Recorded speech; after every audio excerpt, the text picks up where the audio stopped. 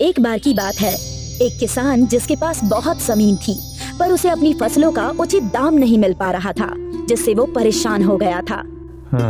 पिछली बार मुझे फसल का अच्छा दाम नहीं मिला था, क्या करूं इस बार क्या बोऊं? किसान अपनी पत्नी के पास जाता है। अरे सुनती हो? बताइए क्या बात है? फसल बोने का समय आ गया है, इस बार खेतों में क्या बोएं? वही जो हर बार बोते हैं।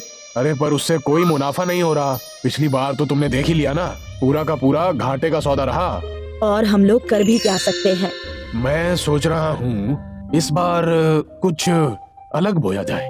क्या आपका चरस, गांजा, अफीम बोने का विचार है? अरे नहीं नहीं, ये सब नहीं। क्या तुम सफेद चंदन के बारे में कुछ जानती हो? सफेद चंदन? अरे हाँ, सुना तो बहुत है उसके बारे में कि उसकी लकड़ी बहुत महंगी है। हाँ, उसकी लकड़ी बेचकर हम बहुत अच्छा मुनाफा कमा सकते हैं। पर उसकी खेती करना इतना आसान नहीं है। हाँ ये तो है, सफेद चंदन को उगाने में तो बहुत साल लगते हैं, पर उससे मुनाफा भी अच्छा ही होगा। ठीक है, फिर इस बार हम अपने खेतों में सफेद चंदन ही बोएंगे। मैं बाजार से चंदन के पौधे लेकर आता हूँ। किसान बाजार जाता है और बाजार से सफेद चंदन के बहुत सारे पौधे लेकर आता है। किसान और उसकी पत्नी दोनों मिलकर अपने खेतों में इन पौधों को लगाते हैं। लो जी, पौधे तो लगा दिए, अब हमें इनकी देखभाल भी अच्छे से करनी होगी। हाँ, तभी तो अच्छी लकड़ी तैयार होगी। हम हमेशा इनकी सिंचाई करेंगे और समय समय पर इनको खाद भी देंगे। किसान और उसकी पत्नी कुएं से पानी लाकर सफेद चंदन के पौधों में डालने लगे। अब ये दोनों इन पौधों की अच्छी तरह देखभाल करने लगे। पौधे धीरे धीरे बड़े हो रहे हैं, अब इन्हें ज्यादा भोजन की जरूरत है। आप बाजार से खाद ले आइए। ठीक है, तुम भी साथ चलो, इतनी खाद मैं अकेला नहीं ला पाऊंगा। किसान और उसकी पत्नी दोनों बाजार जाते हैं और बाजार से 2 बड़ी बोरियां खाद की लेकर आते हैं। दोनों मिलकर पौधों की जड़ों पर छोटे छोटे गड्ढे करते हैं और उनमें खाद डालते हैं। यहाँ तो छोटी छोटी घास उग रही है, हमें इसको हटाना होगा। हाँ, तभी तो पौधे अच्छी तरह से विकसित होंगे। किसान की पत्नी फावड़े से पौधे के आसपास उगी घास को हटा देती है और किसान कुएं से पानी लाकर पौधों की सिंचाई करने लगता है। धीरे धीरे समय बीतने लगता है और सफेद चंदन के पौधे बढ़ने लगते हैं।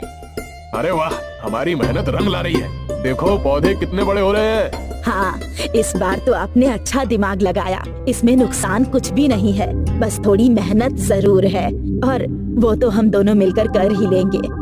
हाँ हाँ जरूर, आखिरकार हम हैं तो किसान ही, हम लोग मेहनत नहीं करेंगे तो और कौन करेगा। धीरे धीरे समय के साथ पौधे बड़े होते जा रहे हैं और उन पर ढेर सारी टहनियाँ और पत्ते भी आने लगे हैं। हमें अपने खेतों के चारों तरफ बाड़ करनी चाहिए, नहीं तो जंगली जानवर आकर पौधों की सारी पत्तियां खा लेंगे। हाँ, हम आज काम शुरू कर देते हैं, नहीं तो हमारी सारी मेहनत पर पानी फिर जाएगा। किसान और उसकी पत्नी अपने खेतों के चारों तरफ तार से बाड़ करने लगे। दोनों कड़ी धूप में भी मेहनत कर रहे थे। तुम देखना, एक दिन इस मेहनत का फल हमें बहुत अच्छा मिलेगा। हाँ हाँ जरूर। किसान और उसकी पत्नी ने अपने खेतों के चारों तरफ अच्छी तरह से मजबूत बाड़ कर ली थी, जिससे अब कोई भी जानवर पौधों को नुकसान नहीं पहुंचा सकता था। अब तो बस इंतजार है इनके बड़े होने का। जिस तरह से हम इनकी देखभाल कर रहे हैं, ये पौधे जल्दी ही बड़े हो जाएंगे। धीरे धीरे समय बीतने लगा और अब पौधे भी बढ़ते बढ़ते पेड़ बन गए और अब इनकी लकड़ी काटने के लिए अच्छे से तैयार हो गई। तभी एक दिन एक सपेरा किसान के खेत के पास से गुजर रहा था। उसे चंदन की खुशबू आने लगी। अरे वाह, यहाँ तो चंदन की बहुत अच्छी खुशबू आ रही है, लगता है किसी ने चंदन के पेड़ उगाए। सपेरा आसपास ढूंढने लगता है तो उसे बाड़ के पीछे खेत दिखाई देता है, जिसमें सफेद चंदन के पेड़ काटने के लिए तैयार हैं, जिसे देखकर सपेरे को लालच आ जाता है। ओहो, तो ये बात है, इन पेड़ों की लकड़ियाँ तो मैं बेचूंगा। सपेरा अपनी टोकरी में से एक सांप निकालता है और उसे चंदन के पेड़ पर छोड़ देता है। सांप को चंदन की खुशबू बहुत पसंद होती है, इसलिए सांप चंदन के पेड़ से लिपट जाता है। अब वो किसान पेड़ काटने आया और सांप को देखकर डर से भाग जाएगा और फिर मैं ये लकड़ियाँ बेचूंगा। तभी सपेरा देखता है कि किसान और उसकी पत्नी खेतों की तरफ आ रहे हैं। सपेरा पेड़ के पीछे छिप जाता है। किसान और उसकी पत्नी खेतों के पास आते हैं और उन्हें पेड़ पर सांप लिपटा हुआ दिखाई देता है।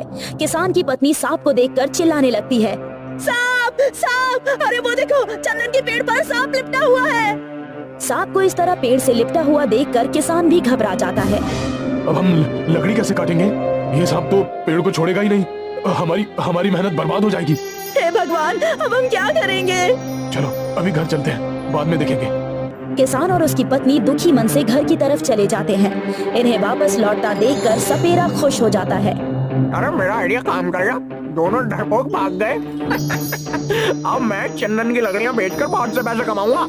सपेरा आरी लाकर पेड़ काटने के लिए जाता है, पर जैसे ही वो पेड़ काटने लगता है तभी सांप फुफकारने लगता है।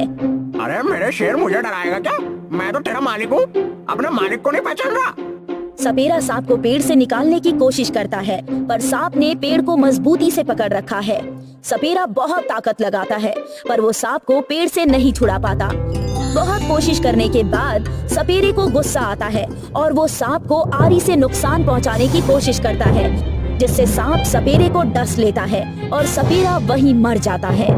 सपेरे के मरने के बाद एक छेद के अंदर चला जाता है।